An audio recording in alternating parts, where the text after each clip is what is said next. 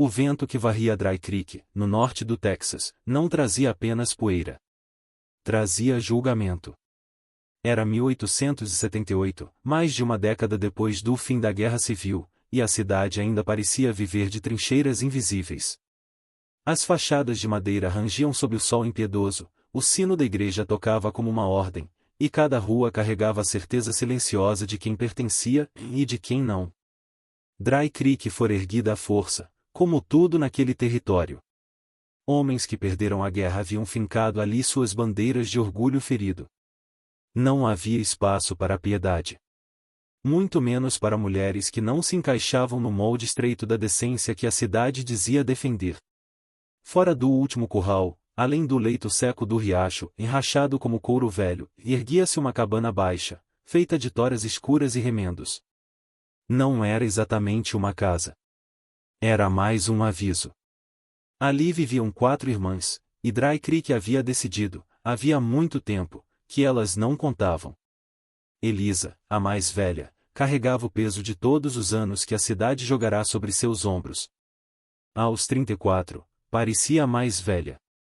As costas levemente curvadas vinham de décadas puxando água antes do sol nascer, rachando lenha até os dedos sangrarem. O rosto era firme, marcado não por beleza, mas por resistência. Elisa falava pouco. Não porque não tivesse o que dizer, e mais porque aprenderá cedo que palavras não protegiam ninguém. Ela acordava antes dos galos. Sempre. A responsabilidade era uma sombra que nunca a deixava. Se havia comida, era porque Elisa a colocará na mesa. Se a cabana ainda estava de pé, era porque Elisa consertara cada fenda. A cidade via nela apenas uma mulher dura, sem graça, passada. Mas Elisa era o eixo invisível que mantinha as outras vivas. Mary vinha logo depois.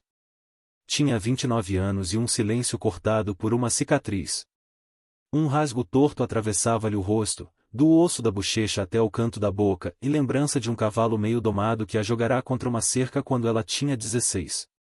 Desde então, seu sorriso nunca mais fora o mesmo. Nem o olhar das pessoas. Em Dry Creek, beleza era moeda. Mary aprenderá isso da pior forma. Quando entrava no mercado, os homens desviavam o rosto. As mulheres puxavam os filhos para mais perto.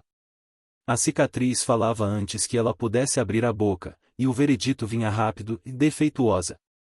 Indigna. Mary endurecera por fora, mas por dentro carregava uma raiva silenciosa, como brasa enterrada sob cinza. A terceira irmã era Helena. Tinha 26 anos e parecia feita para desaparecer. Falava tão pouco que alguns na cidade diziam, em tom de deboche, que ela não sabia falar. Caminhava sempre com os olhos baixos, os ombros encolhidos, como se ocupasse espaço demais apenas por existir. Seu cabelo escuro vivia preso, e suas mãos estavam sempre ocupadas, e costurando, limpando, segurando algo, como se o movimento constante fosse a única forma de não ser vista. Helena aprenderá a se esconder.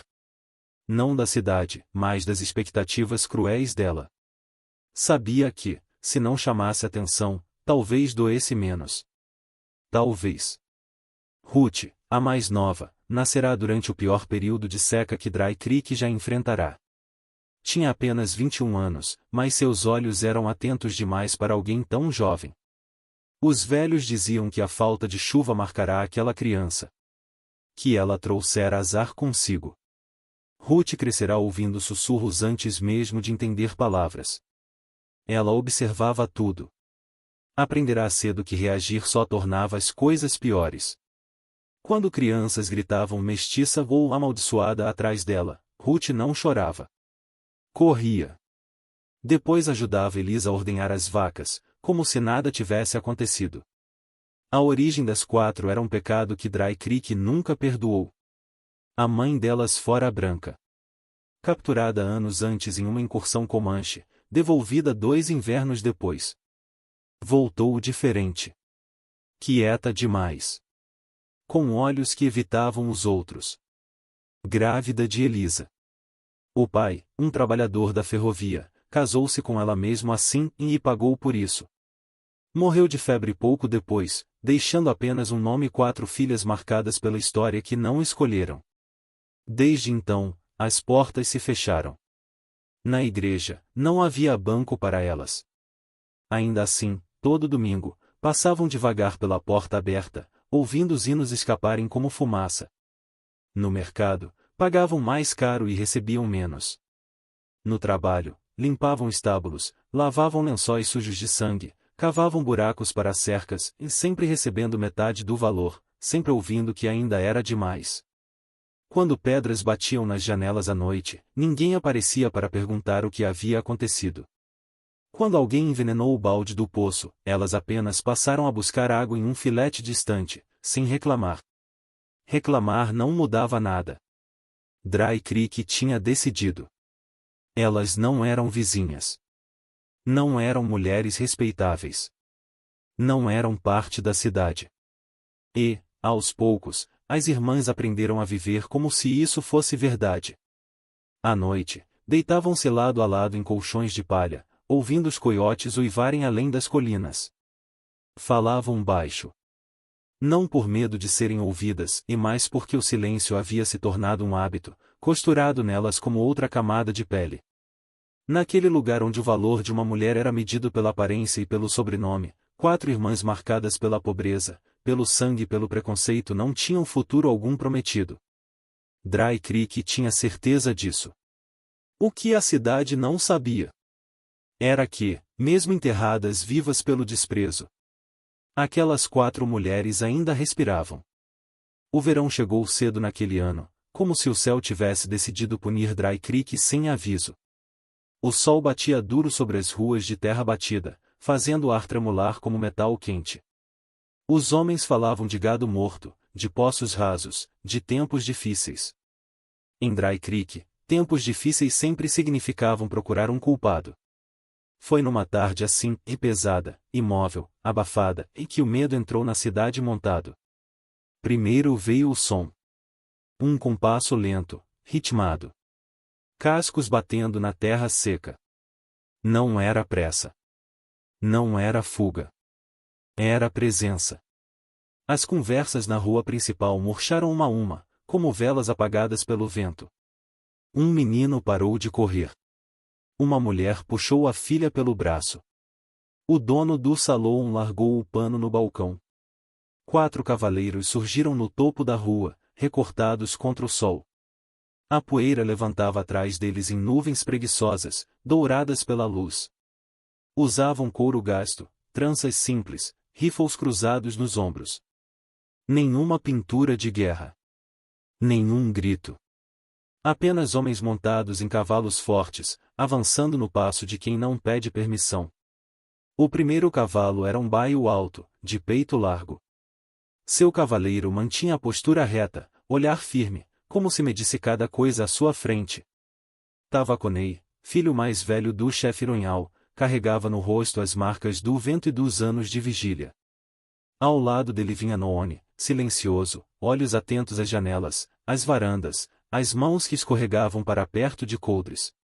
O terceiro, Yampirica, tinha os ombros largos e cicatrizes antigas que falavam de batalhas que Dry Creek só conhecia em histórias exageradas. Por último vinha Quadi, o mais jovem. Não havia arrogância nele. Apenas uma calma perigosa, de quem já vira a morte de perto e não precisava prová-lo a ninguém.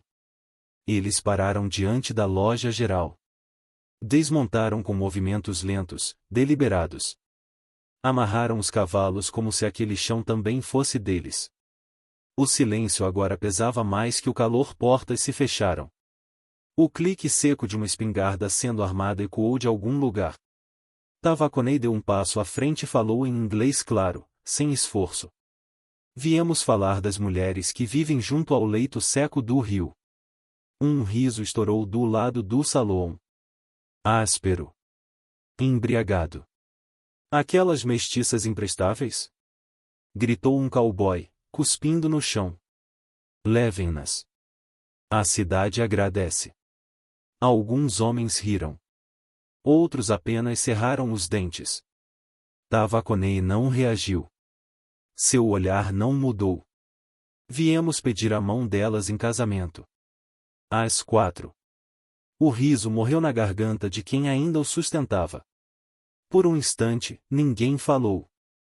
O vento empurrou a poeira entre as botas. Um sino rangeu ao longe. Então o ódio encontrou voz. Isso é provocação! Gritou Arlon, o banqueiro, avançando um passo. Vocês não têm direito de pisar aqui, muito menos de insultar nossas mulheres. Nossas mulheres? Murmurou alguém. Aquelas não contam. As mãos foram para os revólveres. O ódio borbulhava, velho, confortável. O tipo de ódio que só precisa de uma desculpa. Noone deixou a mão repousar sobre o cabo da faca. Yampirica apenas encarava os homens à sua frente como quem avalia a madeira antes do machado. Quadi desviou o olhar e não para a multidão, mas para além da cidade, na direção da cabana isolada. Vocês precisam ir embora, e rosnou o xerife. Agora. Tavaconei assentiu uma única vez. Nós iremos. Mas as mulheres precisam saber que foram escolhidas. A palavra escolhidas caiu sobre Dry Creek como uma ofensa. Ao pôr do sol, a notícia já havia se espalhado por cada canto da cidade. As mulheres respeitáveis se reuniam em varandas, indignadas. Os homens bebiam mais do que deviam, falando de dar uma lição, de não deixar o passado voltar. O pregador subiu ao púlpito naquela noite e falou de pecado, de sangue misturado, de castigo divino. Na manhã seguinte, Elisa, Mary, Helena e Ruth entraram na cidade para comprar sal e café. Encontraram apenas portas fechadas e olhares afiados. Não vendemos para vocês hoje, disse o lojista, sem encará-las. Nem amanhã. Uma mulher bloqueou o caminho de Elisa. Vocês colocaram ideias na cabeça deles, acusou, com voz trêmula de raiva. Se algo acontecer com esta cidade, a culpa é de vocês. Elisa tentou explicar que nunca haviam falado com os guerreiros. Ninguém ouviu. Naquela noite, pedras quebraram 2 janelas da cabana. 2 dias depois, alguém matou a melhor vaca delas e deixou o corpo no curral, inchando sob o sol. Na terceira manhã, os 4 guerreiros voltaram. Não entraram na cidade. Esperaram sob os algodoeiros, perto do riacho seco. Quando viram as irmãs voltando do ponto distante onde buscavam água, Tavaconei desmontou e avançou sozinho, mãos visíveis, parando a uma distância respeitosa. Elisa fez sinal para que as irmãs ficassem atrás dela. Não viemos trazer mais problemas, disse ele. Apenas verdade. Mary foi a primeira a falar, a cicatriz repuxando-lhe o rosto. Verdade não nos protegeu antes. Tavaconei assentiu. Observamos vocês por muito tempo. Vocês ajudam quem passa, sem perguntar de onde vem. Não devolvem ódio com ódio. Entre meu povo, isso tem valor. Elisa sentiu o peso daquelas palavras mais do que queria admitir. Seu povo levou nossa mãe uma vez, respondeu ela, com a voz firme. E esta cidade nunca nos perdoou por isso. O passado não pode ser desfeito, disse Tavaconei. Mas o futuro pode ser escolhido. O silêncio caiu entre eles. Helena apertou as mãos. Ruth manteve os olhos fixos no chão. Mary respirava curto. Elisa tomou a decisão que sempre tomara, proteger as irmãs. Agradecemos a honra, disse ela, finalmente. Mas não podemos aceitar. Tavaconei não insistiu. Não implorou. Apenas inclinou a cabeça, montou em seu cavalo e voltou para os outros. Em poucos minutos, os 4 desapareceram no calor ondulante do horizonte. Dry Creek respirou aliviada. Homens bateram nas mesas do salão. Mulheres agradeceram em oração. O perigo, acreditavam, havia passado. Eles estavam errados. Porque, quando uma cidade decide quem não vale nada, ela sempre esquece uma coisa. O desprezo planta sementes. E algumas demoram a brotar. Depois que os guerreiros desapareceram no horizonte, Dry Creek voltou a respirar como quem acredita ter escapado de um castigo. O alívio, porém, durou pouco. Em cidades construídas sobre medo, o silêncio nunca é paz. É preparação. A primeira pedra veio ao cair da noite. Não foi grande. Nem precisou acertar alguém. Bastou o som seco contra a madeira da cabana para anunciar que a cidade havia escolhido um caminho. Elisa se levantou da mesa sem dizer palavra. Mary apagou a lamparina. Helena puxou Ruth para mais perto. A pedra ficou ali, no chão, como um recado. Na noite seguinte, foram duas. Depois, vieram as palavras. Escritas tortas, pregadas na porta com pregos enferrujados. Vão embora. Antes que pior. Elisa arrancou os papéis e os queimou no fogão. Não comentou com as irmãs. Não precisava. Todas sentiam o cerco se fechar. O pior veio ao amanhecer de um dia sem nuvens. Ruth encontrou o corpo primeiro.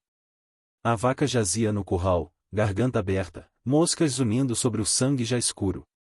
Era o melhor animal que tinham. O leite que sustentava as quatro. Ruth ficou imóvel, os punhos cerrados até doerem. Mary chegou logo depois e soltou um palavrão baixo, contido. Helena virou o rosto, engolindo em seco. Elisa não disse nada. Apenas ajoelhou ao lado do corpo e fechou os olhos do animal, como se aquilo fosse possível. Dry Creek fingiu não saber de nada. Na cidade, ninguém viu. Ninguém ouviu. Ninguém se responsabilizou. Mas os olhares carregavam uma satisfação mal disfarçada. Como se dissessem, ainda não acabou. 3 noites depois, o fogo veio. Elisa acordou com o cheiro antes do som. Fumaça. Grossa. Ardendo nos olhos. O estalo da madeira queimando rompeu o silêncio como um tiro. Ela saltou da cama, gritando pelos nomes das irmãs. As chamas já lambiam a parede de toras, subindo rápido, alimentadas por querosene. Mary correu para o balde. Era tarde. O telhado começou a ceder. Helena puxou Ruth para fora, descalças, tossindo, os cabelos soltos, o medo estampado no rosto. Elisa chutou a porta e saiu com elas para o quintal, sentindo o calor morder-lhe a pele. Ficaram ali, abraçadas, vendo 20 anos de luta virarem cinza. Quando os vizinhos chegaram, foi tarde demais. Homens formaram uma fila improvisada até o poço mais próximo, passando baldes que mais espalhavam vapor do que apagavam fogo. O sino da igreja tocou, mas não por socorro, e por alarme. Alguém gritou o que todos queriam ouvir. Foram os Comanche. A palavra se espalhou mais rápido que as chamas. Ódio antigo encontrou desculpa nova. Homens armados começaram a se juntar, cordas nas mãos, rifles nos ombros. O pregador subiu numa carroça, o rosto vermelho de indignação santa. Eles querem nos ensinar uma lição. Bradou. Não descansarão até que todos nós paguemos. Elisa ouviu aquilo em silêncio, os pés queimados, o coração vazio. Sabia a verdade. Mas a verdade não interessava a ninguém. O amanhecer revelou o que restara da cabana, paredes negras, telhado desabado, cinzas fumegantes. Ruth vasculhava os restos quando encontrou a Bíblia da família, chamuscada nas bordas, mas intacta. Apertou-a contra o peito como se fosse a última coisa sólida no mundo. Foi então que os cavalos surgiram. 4 silhuetas recortadas contra o sol nascente, avançando sem pressa. O murmúrio virou grito. Rifles foram erguidos. Uma milícia improvisada se formou antes mesmo que os guerreiros alcançassem o terreno. Eles pararam a certa distância. Tavaconei desmontou o primeiro. Não fomos nós, disse, em voz alta. E viemos provar. O capitão do destacamento militar, recém-chegado à região, avançou com o revólver em punho. Vocês têm 10 segundos para sair daqui, e rosnou. Ou eu mesmo dou um fim nisso. Tavaconei não respondeu. Caminhou até o centro das ruínas, ajoelhou-se onde antes ficava o fogão. Começou a cavar com as mãos nuas. Terra e cinza voavam. O silêncio voltou a pesar. Um por um, os outros guerreiros se juntaram a ele. Minutos passaram. O suor escorria pelos rostos sujos de fuligem. Então, o som seco de madeira sendo tocada. Tavaconei puxou algo do chão em uma caixa de cedro, escurecida pelo tempo, envolta em restos de pano e couro cru. Abriu-a com cuidado. Dentro havia um rolo de documentos amarrados com tendão ressecado. Ele estendeu o papel a Elisa. As mãos dela tremiam quando desenrolou o pergaminho amarelado. A tinta estava desbotada, mas legível. Um tratado datado de 1849. Assinado pelo chefe Ronhal, e por Daniel Whittaker, o pai das irmãs. O acordo concedia à família uso permanente da terra e da água em troca de apoio e passagem segura para caçadas Comanche. Um pacto antigo. Honrado por um lado. Enterrado pelo outro. O rosto de Arlon, o banqueiro, perdeu a cor. O pregador engoliu em seco. A verdade estava ali, exposta ao sol. Por quase 30 anos, Dry Creek mentira. Roubara. Vendera direitos que nunca lhe pertenceram. Mantivera as irmãs na miséria enquanto enriquecia às custas da terra delas. Ninguém falou. A vergonha pairou no ar e pesada, sufocante. Mas não houve pedido de desculpas. O capitão guardou a arma e se afastou. Os homens baixaram os rifles, um a um. O fogo havia revelado mais do que cinzas. Revelara o caráter da cidade. Tavaconei olhou para Elisa. Seu pai manteve a palavra e disse: Nós também manteremos. Mary apertou os lábios, a cicatriz viva sob a luz. E agora? Perguntou. A casa se foi. Quadi falou pela primeira vez, a voz baixa, firme. Casa se constrói. Honra, não. Os guerreiros montaram e partiram sem olhar para trás. Dry Creek ficou ali, encarando as próprias mentiras espalhadas no chão. A cidade fora desmascarada. Mas não estava arrependida. E isso tornava tudo ainda mais perigoso. A verdade havia vindo à tona, mas Dry Creek não mudou. Apenas ficou mais perigosa. Na manhã seguinte à descoberta do tratado, o capitão do exército voltou com 2 soldados e um rolo de papéis oficiais. Não havia curiosos. Não havia gritos. A cidade observava de longe, em silêncio calculado, como quem assiste a um enforcamento que não quer admitir que deseja. O capitão leu o decreto em voz alta, cada palavra soando como um prego sendo martelado. Por necessidade estratégica do governo federal, este acordo é considerado nulo. A área do leito do rio será incorporada para uso militar imediato. Elisa ouviu sem piscar. O papel que provava tudo e o tratado do pai foi recolhido e guardado como se nunca tivesse significado nada. O capitão evitou olhar para as irmãs quando terminou. Vocês têm 30 dias para desocupar a área. Arlon, o banqueiro, sorriu pela primeira vez em dias. 30 dias virou 15 antes do sol se pôr. À noite, homens começaram a se reunir no salão. Espingardas apareceram encostadas nas paredes. Cordas pendiam de celas. O discurso era sempre o mesmo, em manter a ordem. O verdadeiro significado também. A cidade não queria apenas que as irmãs saíssem. Queria quebrá-las. O cerco começou de forma silenciosa, quase elegante. O mercado fechou as portas para elas. O ferreiro se recusou a ferrar a mula. O poço mais próximo passou a ter problemas. Crianças foram instruídas a segui-las, cantando provocações baixas. À noite, sombras circulavam os restos da cabana, passos deliberados, vozes abafadas. Elisa montou o guarda com o velho rifle do pai atravessado no colo. Mary segurava o machado. Helena tremia, mas não reclamava. Ruth se agarrava à Bíblia como se aquilo pudesse parar uma bala. Não havia mais ajuda possível. Os guerreiros não voltaram. O tratado fora confiscado. O exército tomara partido. A cidade sentia o cheiro da vitória. Uma semana depois, o xerife apareceu com 6 homens. Uma semana, disse ele, sem descer do cavalo. Depois disso, não respondo pelo que acontece. Mary deu um passo à frente, os olhos brilhando de fúria.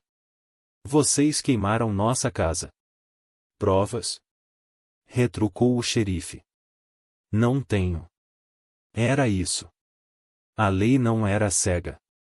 Apenas escolhia onde olhar. Naquela noite, o ataque quase veio. 12 cavaleiros rondaram o terreno, tochas apagadas, rifles prontos. Um disparo foi feito no chão, perto demais do pé de Elisa.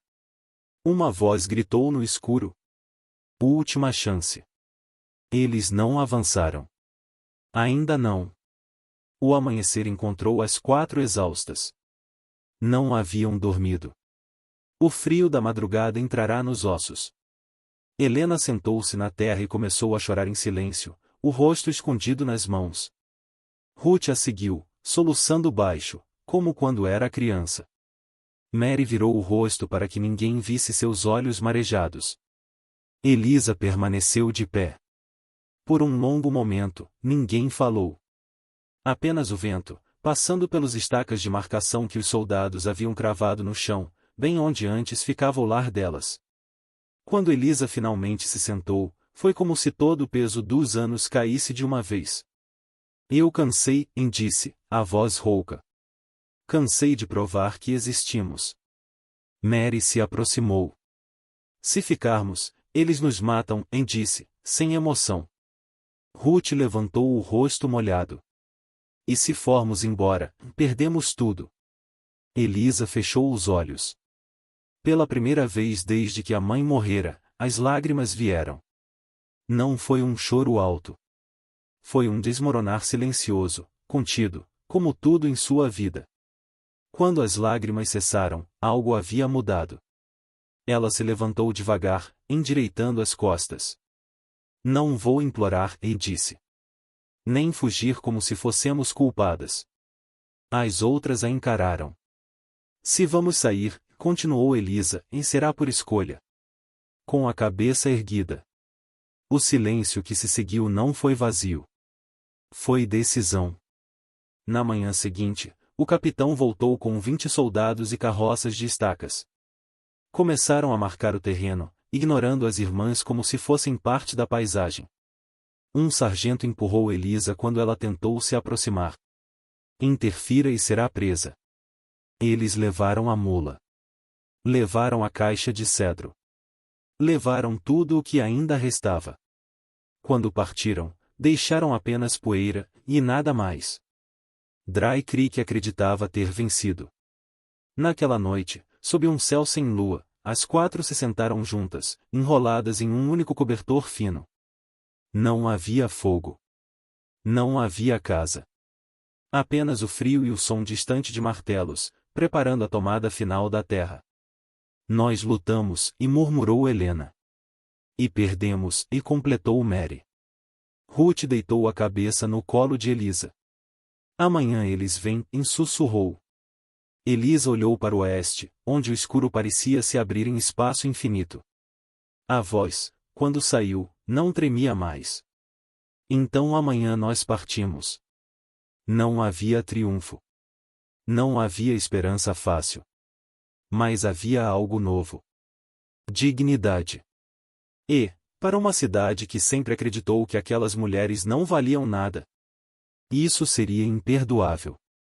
A madrugada nasceu fria, com um céu cinza que parecia indeciso entre chuva e poeira. Dry Creek ainda dormia quando Elisa foi a primeira a se levantar. Não havia mais casa para sair, nem porta para fechar. Apenas o chão duro e as estacas do exército marcando o que restara de um lar. Ela acordou as irmãs com cuidado. É hoje, disse apenas. Não havia pressa. Também não havia hesitação. As 4 lavaram o rosto no pouco de água que restava no odre. Vestiram as melhores roupas que possuíam e vestidos simples, remendados, mas limpos. Ruth trançou o cabelo. Helena amarrou um pedaço de pano no pescoço, como se aquilo fosse um amuleto. Mary respirou fundo, como quem se prepara para atravessar fogo. Elisa observou cada uma, gravando aquele momento em silêncio. Quando começaram a caminhar para fora da cidade, Dry Creek despertou. Portas se abriram devagar. Janelas se entreabriram. Homens montaram a cavalo. Mulheres pararam nas varandas, mãos tensas sobre os aventais. Ninguém tentou impedi-las. Ninguém ofereceu ajuda. O ódio agora vestia a roupa do constrangimento. As irmãs seguiram pelo caminho que levava ao antigo bosque dos algodoeiros, um espaço aberto onde, anos antes, comerciantes brancos e Comanche negociavam sem armas. Um lugar neutro. Um lugar de escolhas. O vento soprava constante, fazendo os vestidos baterem contra as pernas. Cada passo afastava-as de tudo que haviam conhecido e de tudo que as negara. Quando chegaram ao campo aberto, eles já estavam lá. 4 guerreiros, parados sob o céu amplo, cavalos amarrados ao fundo. Sem pinturas. Sem lanças. Apenas homens em pé, aguardando. Tavaconei estava à frente, o olhar firme, respeitoso. Ao seu lado, Noone, Yampirika e Quadi. Não havia pressa. Não havia expectativa imposta. Elisa parou a poucos passos deles. Viemos porque escolhemos, disse ela, autossuficiente para que a cidade, à distância, ouvisse. Tavaconei assentiu. Nós também. A cerimônia começou sem anúncio. Tavaconei retirou do cinto um cordão de couro cru. Aproximou-se de Elisa, estendeu a mão. Ela colocou o pulso sobre o dele. O cordão uniu os dois, não apertado, e apenas o suficiente para lembrar que estavam ligados por vontade própria. Eu não trago terra, nem gado, disse Elisa, a voz firme. Trago quem eu sou. É o bastante, respondeu Tavaconei. Caminharemos lado a lado. Em paz ou em guerra. Eles inclinaram a cabeça um para o outro. Não havia submissão ali. Apenas acordo. Mary foi a próxima. Quando Noone se aproximou, ela ergueu o rosto, a cicatriz à mostra. Já me chamaram de feia. De quebrada. De coisa que ninguém quer, disse, sem tremer. Se isso te afasta, ainda há tempo. Noone a observou por um longo instante. Entre o meu povo, e respondeu, marcas contam histórias. Eu honro as suas.